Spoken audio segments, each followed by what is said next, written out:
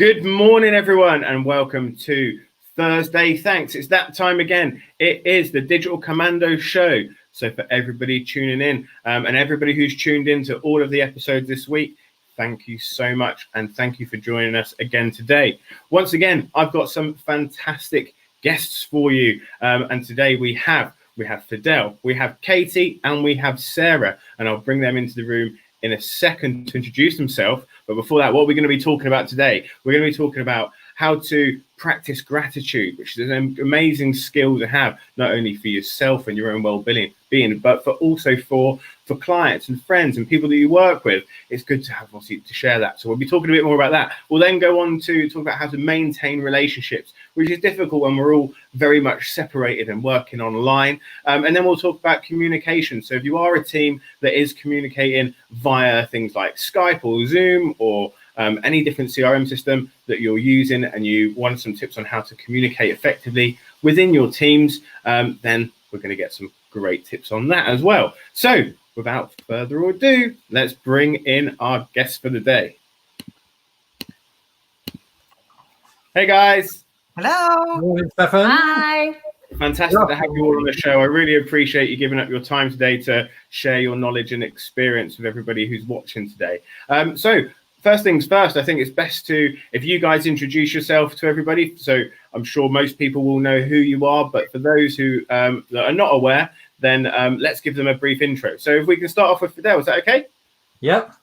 Superb. You don't know who I am. So my name is Fidel Beauhill. I am the Modern Man coach. I run a men's community called the Modern Man Club, and I'm an NLP master coach, a master hypnotherapist, timeline practitioner, and fitness trainer. I work with guys who have gone through life changes, divorces, breakups, and midlife crisis, and do a lot of relationship work as well, and help people reconnect and communicate better.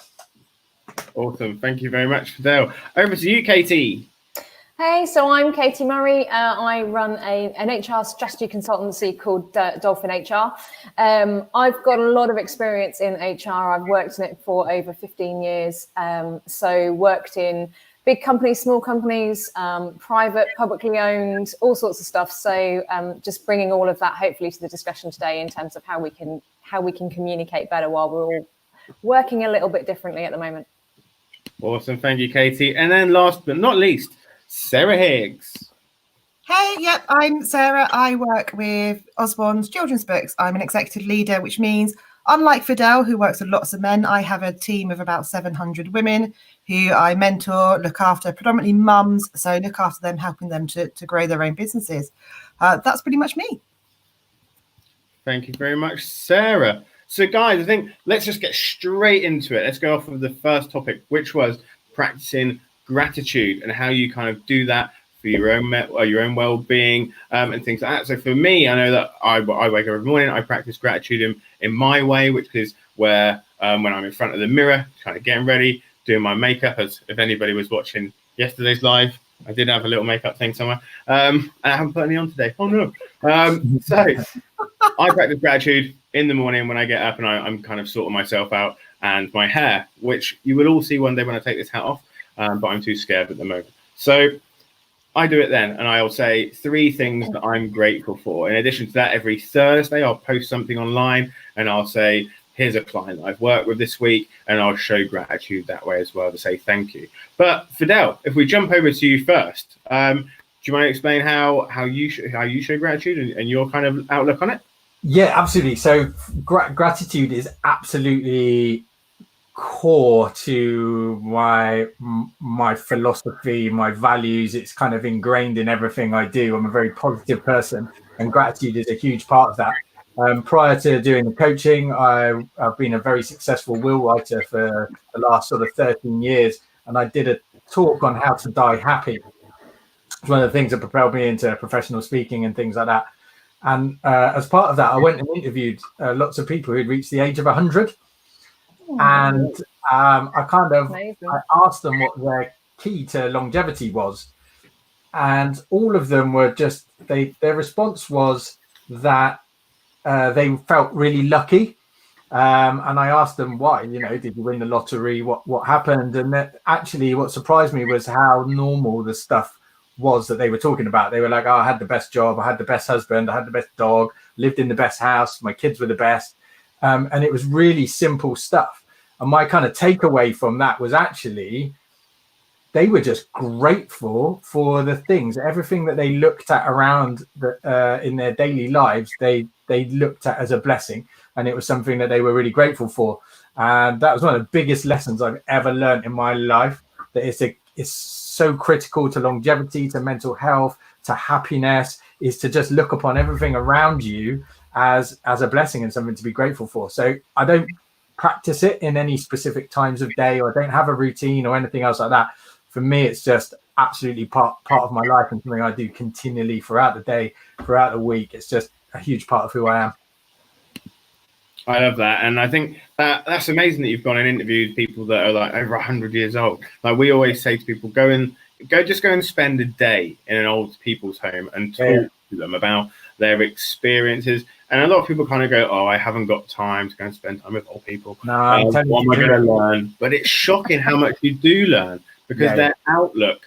Sarah nicely invited me to the AL conference of 4N. I think was it last month? And that we had Phyllis. Phyllis. Phyllis. Yes. She's amazing. Yeah. Phyllis, I know. Cool. So there's like 86-year-old woman that's still jumping out of planes and doing all sorts, and her outlook on life was just so incredible to hear. So yeah, I can definitely see where you've got from that. And guys, if you do get some time, you want to go and spend, maybe not now, when get them all on Zoom. Get a Zoom call going with the Get a Zoom call going. That would be cool. Oh, do you know they'd love that as well? They'd be so shocked with the modern technology in an old people's home. They'd be like, "Oh, I can see the person talking." Apart from they have to do the freezing dial-up or something still. So I was going to say, you'd probably end up staring at the ceiling for half of it. Where they're going, "How do I get to see take it to the toilet? We're fine." Right, before this goes off piste, let's move on to Katie. Oh. That's not Katie. That's not Katie. That's Katie. There you go. I'm looking very dark at the moment. I'm not quite sure why.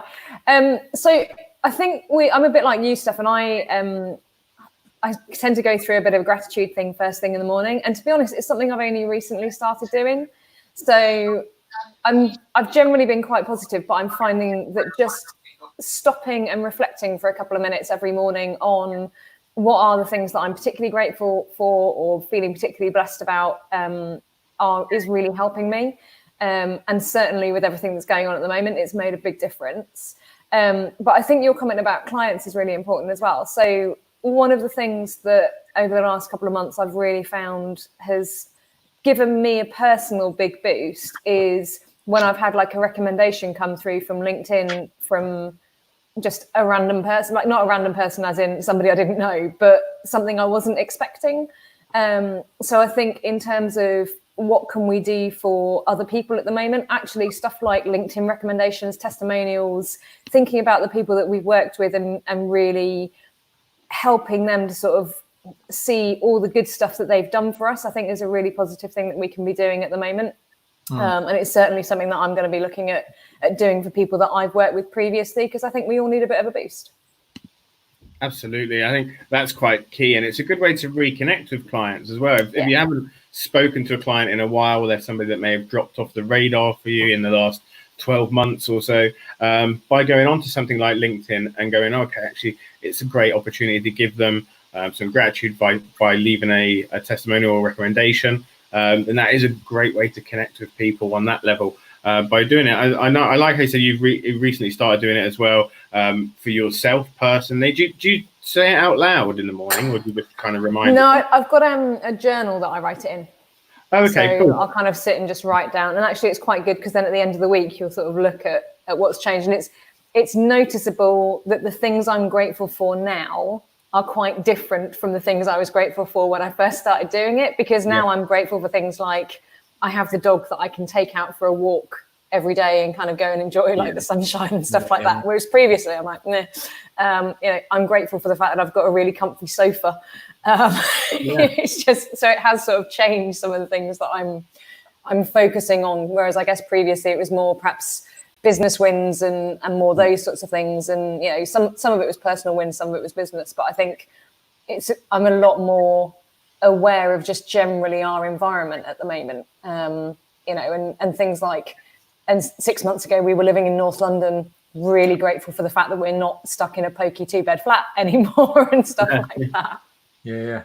No, that's cool. I think that's one of the things. It's about when you're doing this gratitude. So for anybody that doesn't currently do it and wants to kind of get into it, having a way for it to resonate with you, whether that is write it down, whether it's pick up your phone and video it to yourself.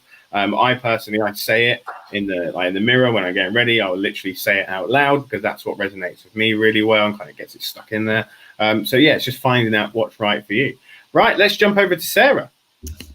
Yeah, thanks. So the other two touched on this a little bit. I think gratitude for me is so vital, not just to myself, but to my business and my relationships as well. And I think with the current climate, something that's really positive that's going to come out to it is we've all got the opportunity to suddenly realise actually the things that matter and the things we are really grateful for. So 4 weeks ago, we were probably all looking forward to holidays. We had booked big things that we had coming out. And now actually it's taken it right back to, like Katie said, being appreciative of having a nice sofa, being appreciative of having a dog, you know, is probably a person you just want to go and see rather than being bothered about that holiday anymore. And I think we've had that opportunity to really like think through what's important to us. In terms of myself, I do my reflection in the evening. So when I go to bed at night, I take a few moments to think through how my day has been, what positives have been through that, what I can take away and learn for, and the things that I'm grateful. And I'm quite humbled actually when I look at my life, and then you have to stop occasionally and think actually there's always someone going out through something so much worse than what you are. And we live in such a busy modern world that we can be blinkered to that we can be so focused on woe me, oh, I can't believe this has happened, I can't believe I'm stuck in and I don't get to see so and so. And actually there's other people out there going for something far worse, and it's being mindful of actually the blessings that you do have. In terms of a business, gratitude when working with large numbers of people is huge. So most of my day is actually spent acknowledging things that people have done, using kind words. Kind words are so underestimated. Just taking the time to message someone, whether that's a colleague, whether that's someone you work with, whether that's a family member or just a friend, just say, do you know what? Thank you. You're brilliant. And it's things like that as well, pointing out when someone's done something really well, and actually taking the time to acknowledge that is huge. And it makes such a difference to someone else's day. If you can do that one kind action, it can just have a ripple effect and make people feel so much better about themselves. So, you know, gratitude is so important in my mind. And so if I can just jump in on that, Stefan, Yeah, I think on Sarah's point, it's just at the moment, a lot of people are trying to learn to do things differently. So actually some of the things that you traditionally maybe gave them support and encouragement for perhaps aren't there anymore. So it's thinking about actually, are they learning new skills right now? Are they suddenly mastering how to manage their team remotely? Are they suddenly looking at how to communicate on things like video conferencing, whereas previously that would have made them feel really uncomfortable? And I think as a business and as leaders, it's important to actually recognize some of those things and acknowledge and support people where they are learning those sorts of new skills and new ways of working. Yeah, I absolutely agree. It's a new thing for everybody, isn't it? I think for this way of working for most people, I think we were quite lucky at Sigma in the sense of we went through a change to remote working 2.5 years ago. Out of more convenience for the team. A lot of the people wanted to travel and things like that. So we were like, okay, well, let's become a business that we can work in while you travel. And I think for us, that was where we were kind of ahead of the curve. So we haven't gone through such a big learning curve, but now we're starting to see it. And our kind of way of trying to help businesses to kind of coach them through it at the same time and say, right, this is the process that we're using, and hopefully that'll work quite well for you. So that kind of they get that as well. But I think we're going on to that now, aren't we? We're talking about it. We're talking about communication. No, we're not. It's on the list. It's on the list somewhere. It's on the list. Yeah, we'll get to it. All right, cool. So thanks, guys. They're great answers. And for anybody watching live on the show, please feel free to comment with any questions that you've got. We can all see your comments now. So when they come in, we can obviously field those questions out. And if you are catching the replay, still feel free to drop your questions in. I'll keep an eye on them and I'll farm them out to the guys where and hopefully I'm sure they'll be absolutely fine to answer your questions as well later on if you are catching this, but it's not live. So let's go on to our next point, which was maintaining relationships. Now, that can be within your family, it can be within your business. Unfortunately, last month I lost my grandmother, so we obviously as a family came together quite a lot there. And I saw family that I haven't seen in literally, some of them not in 20 years or something. So, and now we've organised to go car racing and all that sort of stuff and catch up when all this is over. So it's, for communication wise, we're all really, really well communicating, and especially where lots of people are going through very, very sad times now with everything that's going on with this coronavirus. Maintaining relationships with your family and communicating, I think, is so key right now. But Fidel, this is definitely an area of expertise for you. So I'm going to jump over to yourself. Yeah, it is. So in all of my programs, as you can see, I cover health, wealth, and relationships. And the relationships at the moment are under strain. I've done quite a few live talks into different groups about it, how to maintain them, because we're in uncharted territory at the moment. My kind of top tips for all relationships, and this goes for people who are running teams who are now remote working and things like that, is firstly to start with your relationship with yourself and do a load of self-awareness. So understanding what your weak points are, and where you might bring a problem to the relationship yourself. Be really, really, really self-aware, because that will make you a little bit more considerate towards others. Because once you admit that you're not perfect yourself, it will stop you having such high expectations of everyone else, especially under current circumstances, because that's critical. First of all, it really is to understand that other people are going to deal with this situation differently to you. You have to understand that. Some people are going to be really chilled and relaxed, like me. My partner, when it all first started, was like, how come you're so laid back? It doesn't seem like you're taking it seriously. You should be more worried. And I'm like, I'm taking it really seriously, but my way of dealing with it is to not panic, stay really calm, control what I can control, and accept what I can't. And so I allowed her to do her sort of anxious stuff and be worried until she came back down from that. And I think it's likewise with my clients. I've just noticed that all of them are reacting very, very differently. So in terms of maintaining relationships, just be really considerate at how your partner or the people that you're locked down with or the people that you're working with. I did my mastermind call this morning with my mastermind group, and one's got some staff at home, and one of them is just locked down on his own. No one around, no one to communicate with, and he's coping really, really badly with it, not able to do his work. I mean, it would normally took him 1 or 2 hours, took him a week. And one of the guys on my mastermind was just like, I'm really frustrated with it. I want to like get rid of him and stuff like that. We're just not going to send him any more work. And that will actually, now's the time to sit down and be really considerate of how he's managing this and what you can do to support him and help him, because he's just dealing with it differently to you. That's one tip. I think that's really key. I think that's such a good point that people do react to. I think I reacted a similar way to yourself, where my big methodology with life in general is I don't stress about anything that's out of my control. I try to do that as much as possible. And it is something you kind of go, oh, well, that's what you should do to people. Yeah, so don't worry about it. You can't control it. But you're so right in the sense of everybody does deal with situations very differently. And having that understanding is vital to maintaining those relationships. Okay, let's jump over to you, Katie. I mean, Fidel's absolutely right. It's about understanding how people work in different ways and how they process it. And it's also recognizing that actually different people will go through some of those stages at different times. Yeah. So like, I know I started off, there was kind of this initial panic, not so much about most of it, but kind of going, oh, but we eat loads of like vegetables, and what if I can't get fresh vegetables? And that for me was a massive thing. It seems ridiculous because I was always going to be able to get stuff, but it's just one of those things. So I think we go in waves as well, and it's about understanding that actually, you know, a bit like Fidel's saying, different people are going to be at a different point. So somebody who was coping really well might suddenly find that they're not. And it might be because they've suddenly been furloughed, or one of their family has, and that has an impact on their finances. And that wasn't an issue 2 weeks ago, but it is now. Or it might be that one of their family has now contracted the virus, and that's having an impact on them because they can't see them. So I think it's being aware of, we're all in a changing state at the moment as well. So nothing's static. Lots of people deal really badly with change. And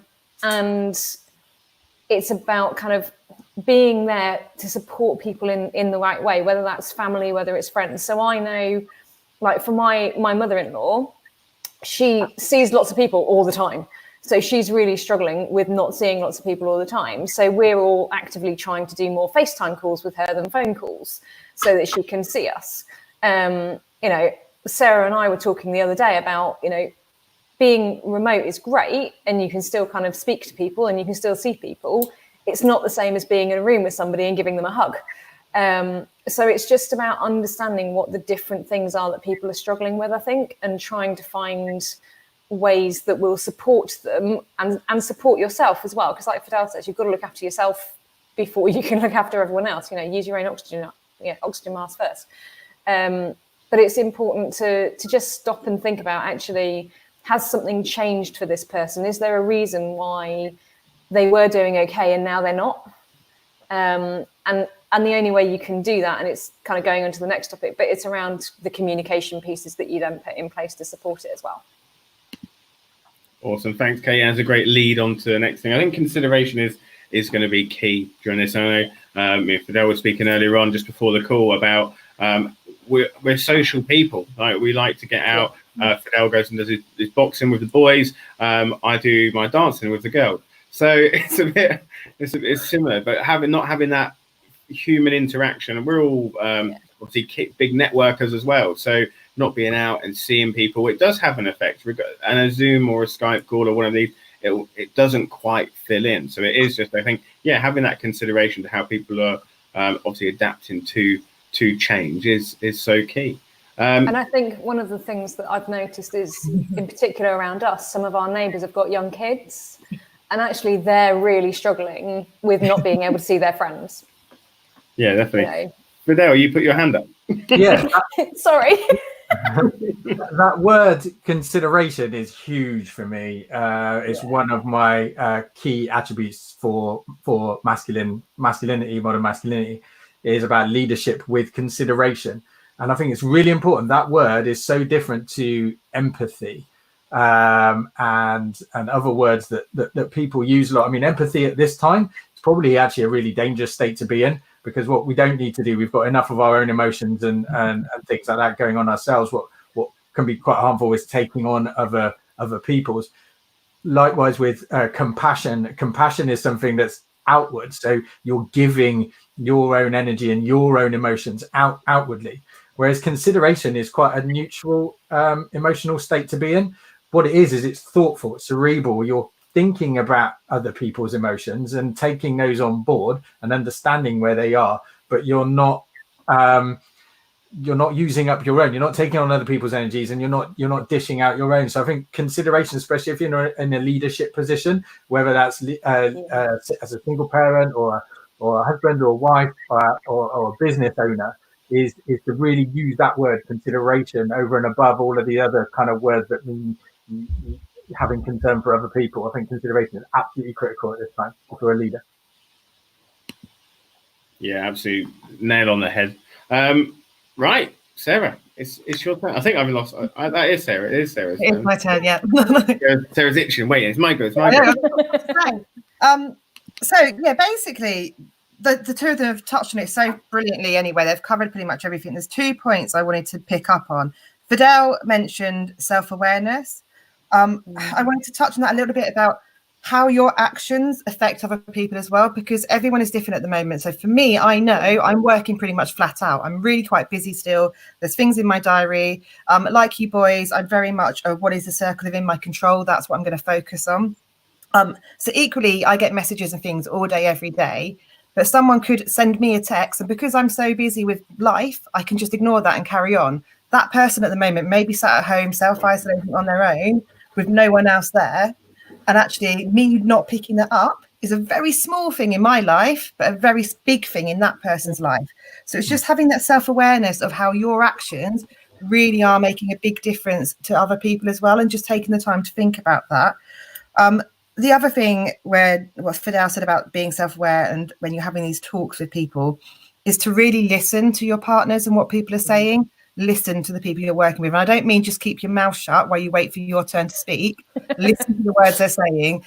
Listen to the body language and the things they're giving off as well, because there's so much in between the words and what they're not saying but actually showing that you could be picking up on, and just taking that time to really listen and really work out what people are actually meaning and what's going on. I think we all need to just slow down in our conversations a little bit at the moment and take the time to consider that. As Fidel said, consideration is huge. Again, absolutely spot on. So I think that consideration, I love that, waiting for time to talk. I notice this even when people do things like this or Zoom calls, it's actually more obvious now. I think this is what's really funny for me. Networking events online, all this sort of stuff. You do see people, they'll be in a conversation like I'm with you guys, and then they'll suddenly go, and that's it, and you're like, I'm talking, like, listen, give me some attention.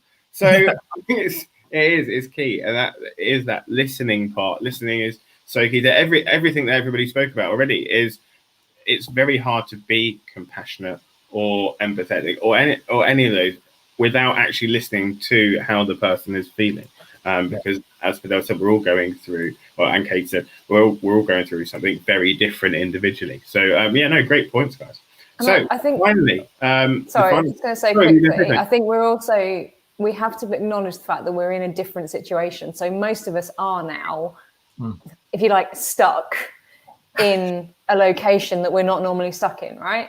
So, even though I can go out and I can take the dog for a walk, I'm now restricted to just being in my house.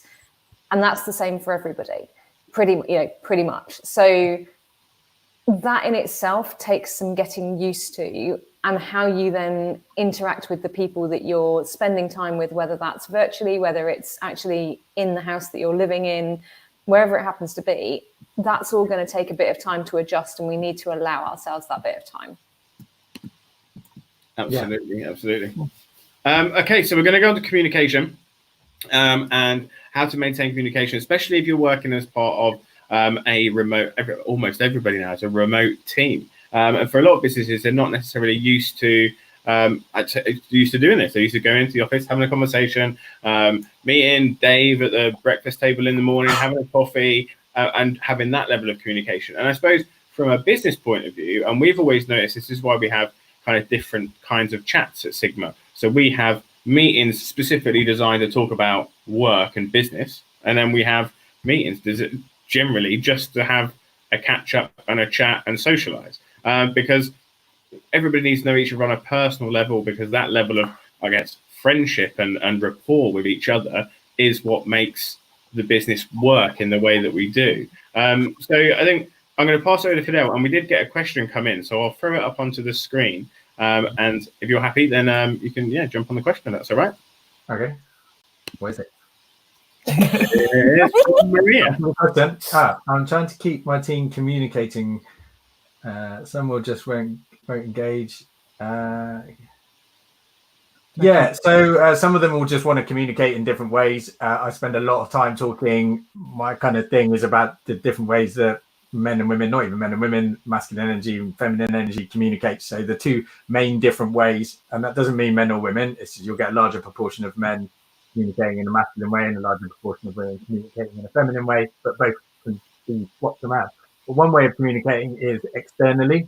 So lots of people will problem solve and by kind of just communicating all of it out until they find the answer and the useful information and stuff like that. Some people will process things internally, and then they'll only speak when they're ready and they've got a solution or something that they feel is useful to contribute to the thing. And that can be quite frustrating between the two different main communicating styles. So some of the people who don't want to engage are probably more trying to process things internally. what might be a better way to do that is just speak to them kind of like on a one-to-one basis, or via email or text message, and allow them to communicate in a style that's more suited to them, rather than an online group sort of thing, because they might not want to jostle for position. They might not want to speak over people. They may feel it's a complete waste of time, and they only want to do it when they feel that something needs to be done right now, or it's got real practical use to them, and they may just think, why we keep jumping on these meetings and team Zoom calls, because I've got work to do. So it's just, I'd just get in touch with them and ask them if they're okay, ask them how they would prefer to communicate. Is there anything they need from you to help and support them? Is that a good answer to the question? Do you want me to talk about other stuff, or just the answer? That's perfect. Actually, we'll stick with the question. Katie, have you got anything to add to the question? I think similar to Fidel's thoughts, really. So some people, you can't make them communicate with you. You can do everything that you can, and I think it's important as leaders of businesses that actually you do that. So it is important to try and keep in contact with members of staff, and some people will be more receptive to that than others, and there are lots of different reasons for that as well. Some of them will be stressing out about what's happening and actually be prioritizing what's going on in their personal lives at the moment. Some people will actually be saying, well, if I've been laid off or furloughed or something like that, then you might be going, well, I don't really want to talk to the business right now because, well, what's there to talk about? And that's okay. It's fine that they feel like that. I think the important thing is that you need to maintain that attempt at communication. So, if things do change, if you get sort of updates that impact what's going to happen, or timing or any of that sort of thing, that you keep them up to date with those sorts of things. But it's a bit like everything else. Not everybody you meet is going to be your friend. So it's the same in business. Not everybody that works for you is going to want to maintain that communication with you all the time. They'd rather be able to focus on their kind of personal situation, their family, their own friendships at the moment. And they're maybe a lot less worried about work right now, because let's be honest, there are bigger things to think about, right? True. Sarah, do you want to share some points as well? Yeah, I will. As the others have said, really, they covered it. Everybody's different. Everybody wants to communicate in different ways. The thing that I wrote down when that question came up is, Maria, just ask them what is their preferred way to communicate and how they want to communicate, because you may be trying to do Zoom calls, I don't know, once a week or whatever it is you're trying. And actually one of them hates Zoom and they actually much prefer a WhatsApp message dropping them once a day just to see how they're doing. So it's having that open and honest conversations. We are in uncharted ground at the moment. Everything is different. And all we can do is have that communication and ask people, do you want me to stay in contact? Have you got loads going on at home? You just want to shut the doors and focus on that for a bit? Which channel would you like me to communicate with you on? Do you want that to be a group situation? Do you want me to communicate with you one-on-one? I just make it clear that you are there to serve them and support them, and you are there for whatever their needs are. But have those open and honest conversations to find out that information. Yeah, absolutely spot on, Sarah. Maria, I hope that those answered your question. I'm just going to touch on it as well for a second, because obviously we've gone through this before, and I think when we train other businesses, I think it is key, and I think Fidel and Sarah and Kate, they've all knocked it on the head with the sense of what is people's preferred communication style. Now, if anybody is watching this and might have a large business where you've got quite a lot of people to communicate with at the same time. I know, Sarah, you've got an enormous team, and obviously you've got a great platform, which is Facebook, that you communicate with them predominantly.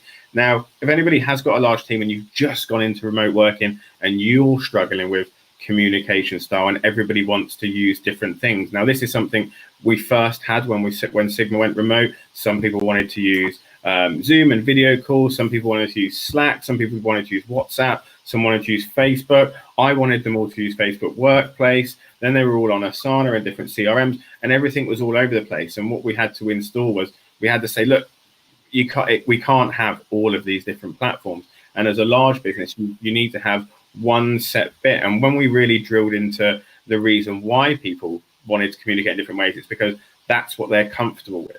So sometimes it can just be a case of saying, okay, right, guys, we're all going to get onto a Zoom or whatever platform you want to use, and we're going to train you up in the platform that you're going to use. So sometimes it's just about people being comfortable and knowing how to use the platform, and then they'll be more inclined to communicate. Sometimes it's just that fear of not necessarily knowing how to do it themselves. Okay, guys, that I think we got there, didn't we? We did communication, didn't we? Did we go through? We didn't. No, We didn't. We answered the question. because we keep talking about communication. All right, guys, we've got a little bit more time. So, Fidel, let's go on. How do we communicate? I got two things on this. One of them is about sort of pointing fingers. So it's definitely one of the things I talk about when I've been doing these talks about relationships between couples who are stuck at home. What we like to do sometimes is point fingers. So we go, you don't do this. Why don't you do that? I wish you had done this, and things like that. And so rather than communicating in that way, because it's never going to get a good reaction. If someone feels like they're being poked with a finger, they're going to retreat. They're going to get defensive. It escalates the situation rather than de-escalating it. If you want someone's behaviors to change, or you want them to do things differently because of how you feel, then it's better to describe that. I'd really appreciate it if you did this. I would prefer it so much if we did it like that. I feel like this right now. What would really help that is if we did this together, or whatever. So start with explaining to the other person what it is, your outcome, your preferred outcome, and the way that you're feeling about it. So that's point number one.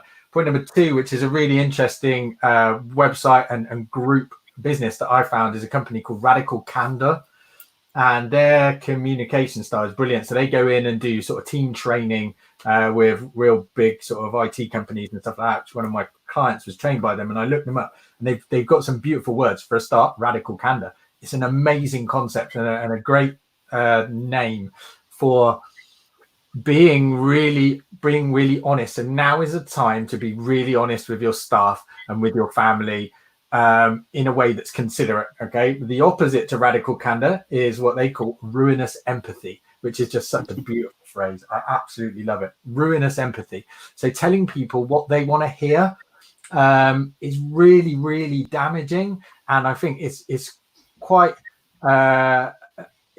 easy to do right now. We're trying to make people feel better, and one of the things we do when we try in the short term to make people feel better is ruinous empathy. So we tell them what they want to hear, so in the short term they feel a little bit better. But what actually people will respect you more for is being honest with them and telling them the truth. It's not about being brutal. All right, so radical candor is just about being candid. This is the situation that we're in. This is how I'm feeling about it. We're in unprecedented times. Word of the month, isn't it? Unprecedented.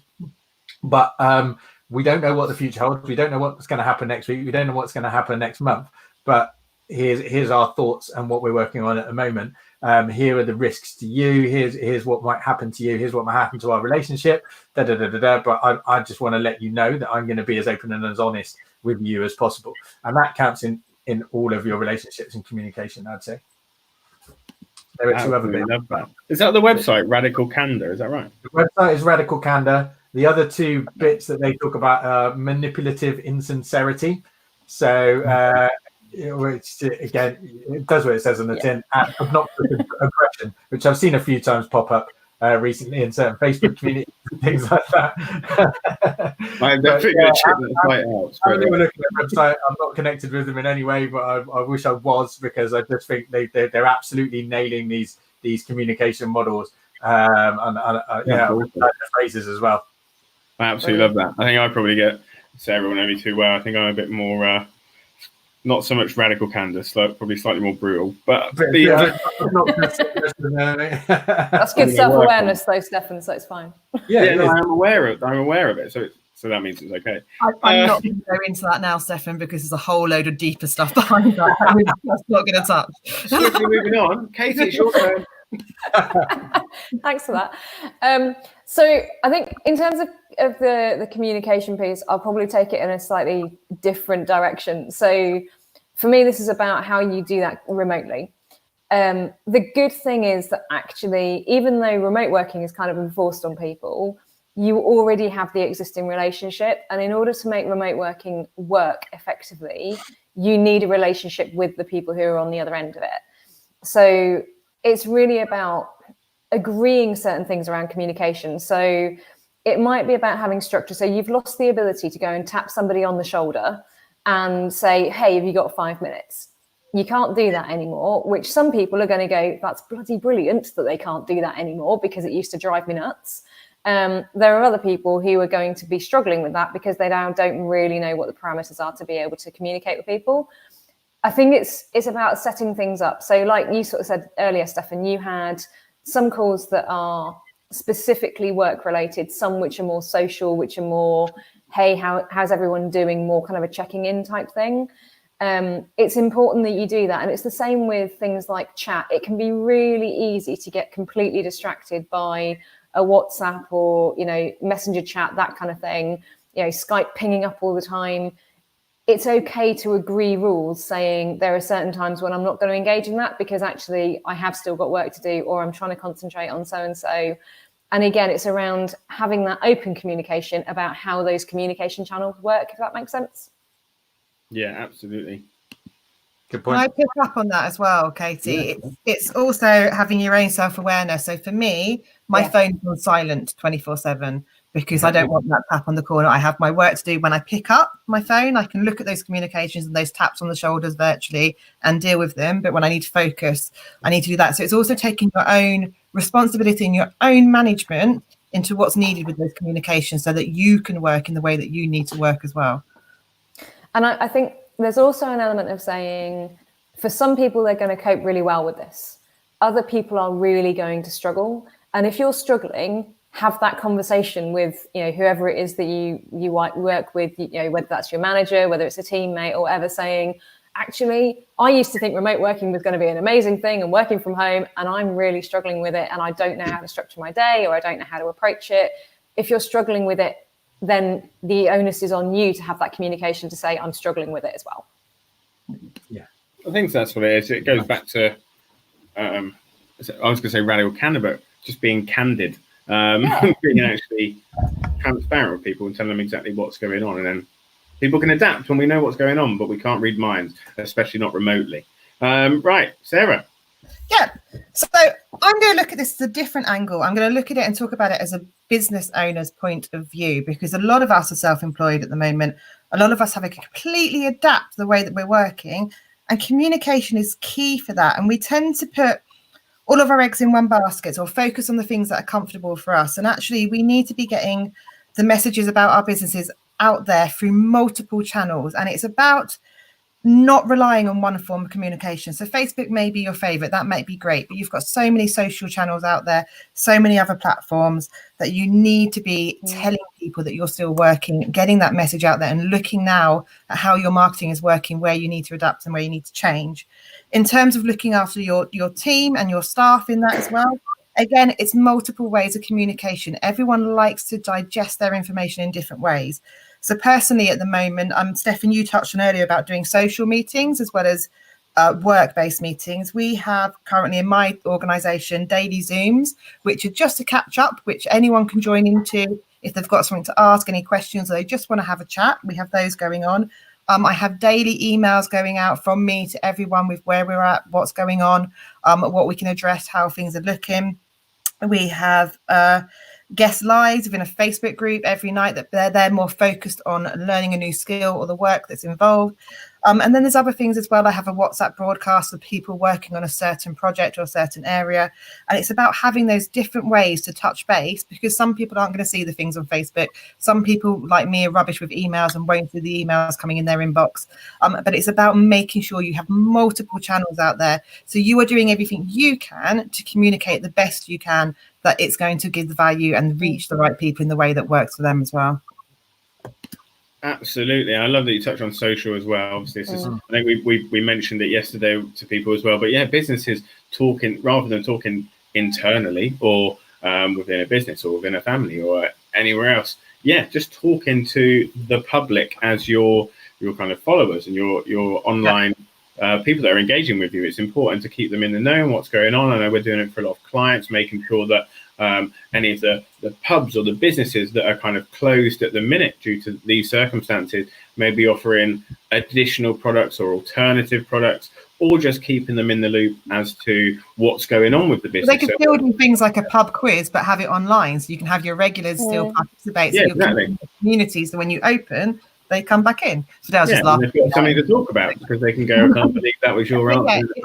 It's also key to say on your own business channel. So we've got a lot of things going out at the moment where we're literally just messaging all of our past customers or people saying, do you know what? We're still open. I know a lot of businesses have shut right now, but we are still working. And so many people are coming back and going, oh, really? I assumed you'd stopped. Yes, I'd like to put an order in. Yes, I'd like to buy books. And it's that just making people aware of what it is you're doing right now, how you've adapted, how you've changed. And it's about getting that message out to people in every way you can think of, really. Absolutely. Share your experience, share your stories. This is why we do this. So this is how I communicate with people at the minute, and we're trying to give back to the community at the same time by sharing expertise and knowledge with experts like yourselves that do this on a daily basis. So I think it's absolutely key, and we broadcast this to, I think this is currently on my Facebook groups, Facebook pages, it's on YouTube, it's on Twitter. That's it, yeah. So we'll go on to LinkedIn later. It'll go on to YouTube again later. It's just consistent. There's so many platforms out there. If you're not comfortable with any of a particular one, but you want to get onto it, Google it. It will tell you how to do it. So or outsource as well. There's a whole load of people out there who've got skill sets that you don't have. Yeah. So if you're in a business where you need to be adapting and reaching other people, you can't be an expert at everything. I'd be lost without having a VA to do some of the organization work for me and bits and bobs and a graphic designer and stuff like that as well. So use people who are out there. People need to work as well. So you're doing your bit by using as many the VAs. Bless the VAs. My VA quite often.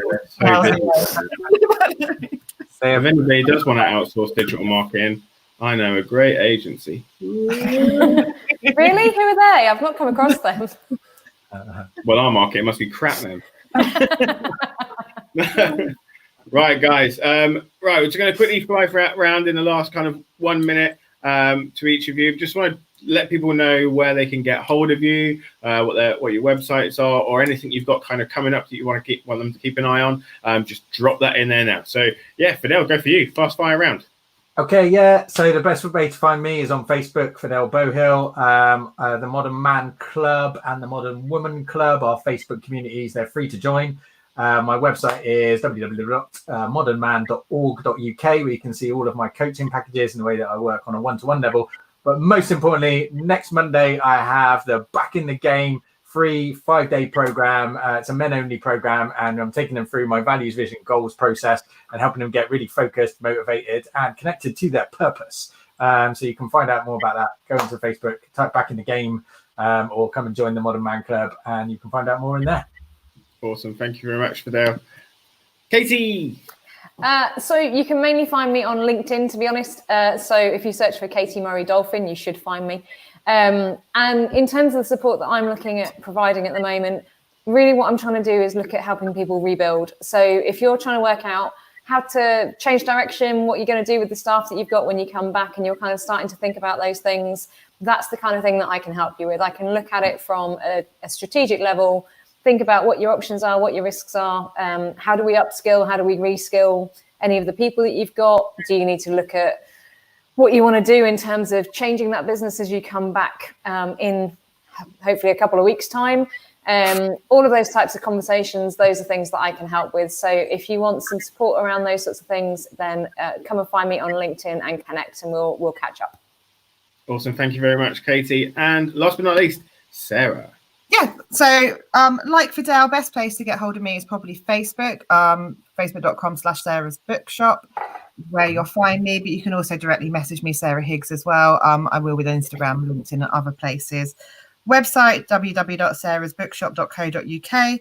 For me right now, I'm just trying to help. So many people are homeschooling at the moment, so getting books out to home. We have free postage on all books. They go from birth right up to young adult.